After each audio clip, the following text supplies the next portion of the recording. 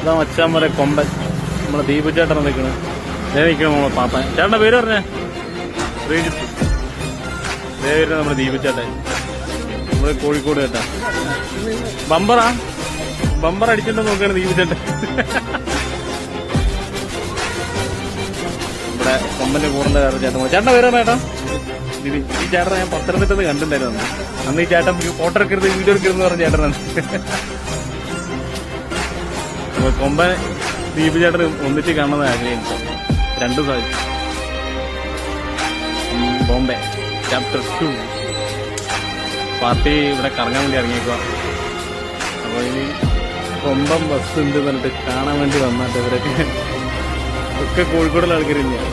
ഇവിടെ വണ്ടി പറഞ്ഞിട്ട് രാത്രി സമയം ഇപ്പം 11:30 കോഴിക്കോടുള്ള പരിപാടിയാണ്.